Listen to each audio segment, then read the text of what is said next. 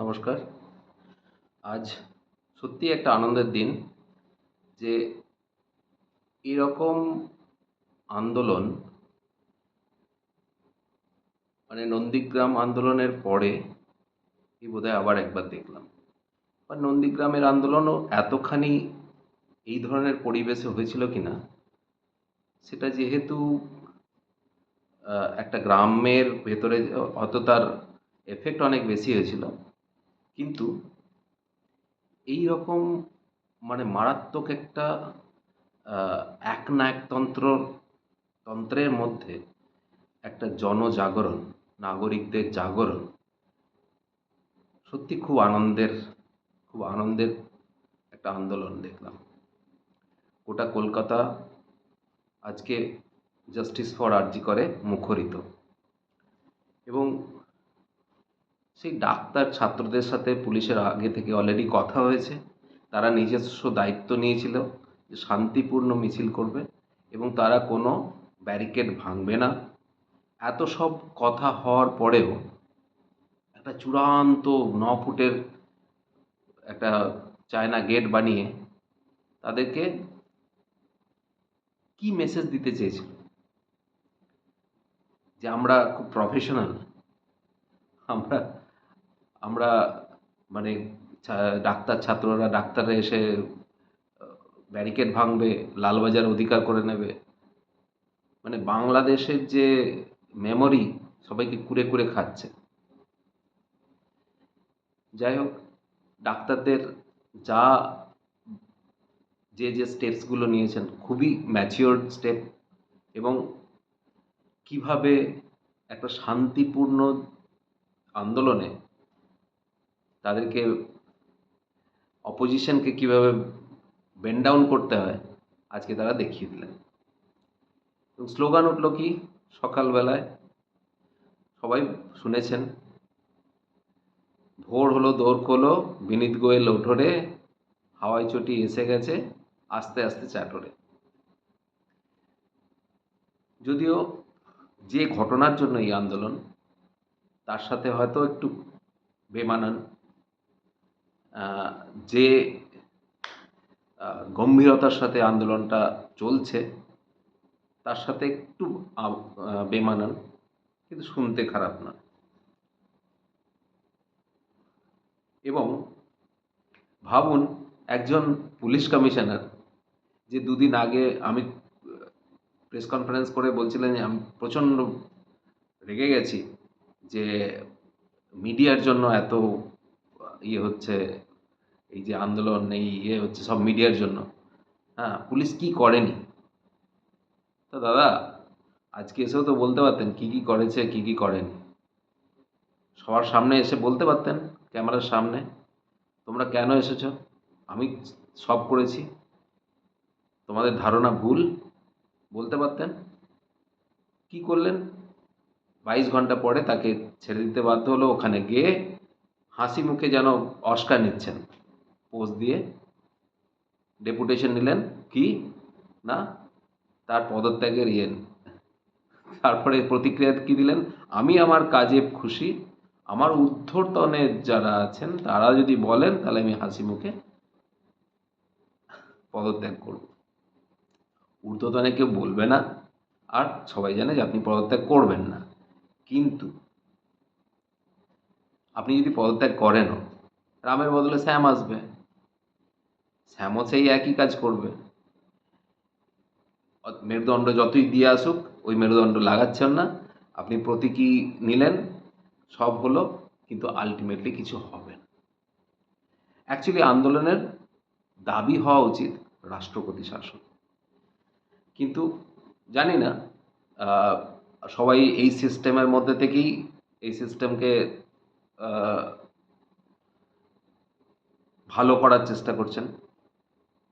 হয়তো হলেও হতে পারে, আমার ধারণা সম্ভব নয়।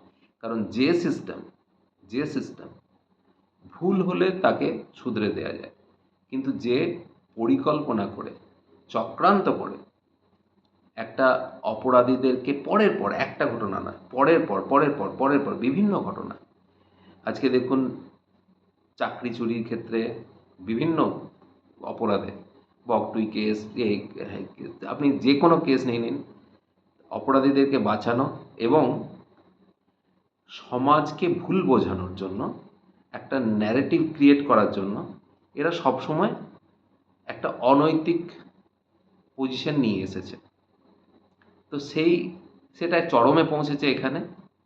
তাই জন্য এত আন্দোলনের ইয়ে আহ, রোষ। কিন্তু চাইছিটা কি? আমরা চাইছি কি? বিনীত গোয়েলের পদত্যাগ, দুর্বিনীত আসবে, সবিনীত আসবে, তাতে কি হবে? মমতা ব্যানার্জির পদত্যাগ, মমতা ব্যানার্জি পদত্যাগ করে কি করবেন? মমতা ব্যানার্জি পদত্যাগ করবেন, অভিষেক ব্যানার্জি আসবেন, পাল্টে যাবে, বাংলা পাল্টে যাবে? অসম্ভব। এবার এর মধ্যে একটি সত্যি খুব দুঃখজনক ঘটনা, যে রাত্রিবেলায় জাস্টিস অভিজিৎ গাঙ্গুলি গেছিলেন, তাকে গো ব্যাক এবং দুর্দান্তভাবে চেঁচিয়ে go back, go back, go back, তাকে এই অপমানটা না করলেই হতো না? আচ্ছা, তাকে যদি সবাই মিলে গিয়ে বলতেন যে না, আমরা কোনো রাজনীতিক লোকদেরকে এখানে ওয়েলকাম করছি না, তিনি চলে যেতেন। তিনি কি অন্যান্য অন্যান্য রাজনীতিবিদদের মতোই তিনি আজকে পশ্চিমবঙ্গের সোসাইটিটাকে কি দেননি? তিনি তো একটা আপনাদের থেকে অনেকটা বেশি লড়াই দিয়েছেন।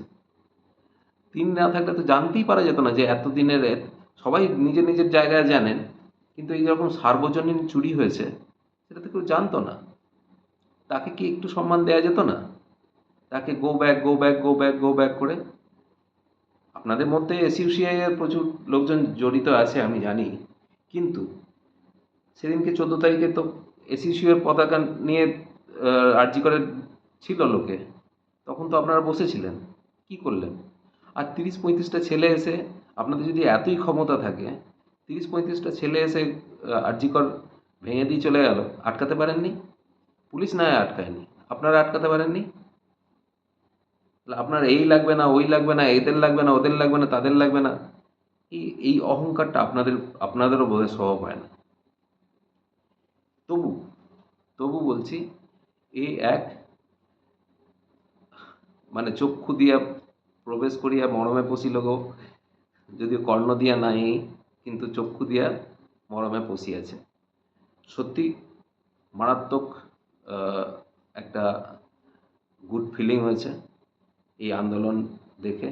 আমরা যদিও জাস্টিসের ধারে কাছে এখনো পৌঁছাইনি, কিন্তু আন্দোলন দেখে সদর্থক মনে হয়েছে।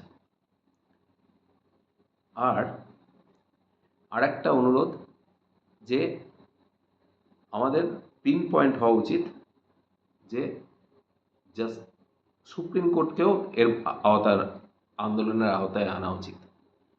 সুপ্রিম কোর্টকেও আওতায় আনা উচিত।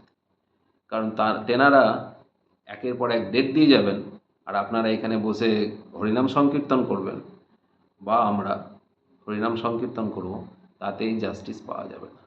উনি ওখান থেকে কার সঙ্গে কি সেটিং করে রাখবেন, তাতে জাস্টিস পাবেন না। এই এক মাস এক মাস এক মাস করে, আমরা তো শিক্ষা দুর্নীতি নিয়ে এত কথা চলছিল, কি হলো? কেউ আর খোঁজ রাখছে? এ নিয়েও তাই হয়ে যাবে। তাই নির্যাতিতের বাবা মা, তাদের তাদের তারাও হয়তো কাল থেকে জয়েন করছেন, কিন্তু পয়েন্টটা হওয়া উচিত জাস্টিস। জাস্টিস মিন্স, প্রথমে আমার অপরাধীদের তো ক্লু দাও ভাই, কি পেয়েছো? অপরাধীদের তো ধরতে হবে, কারা মার্ডার করলো, কারা কি করলো। এখন সেটাকে ঝুলিয়ে যেন সুপ্রিম কোর্ট ঝুলিয়ে না দেয়, সেদিকেও লক্ষ্য রাখা দরকার।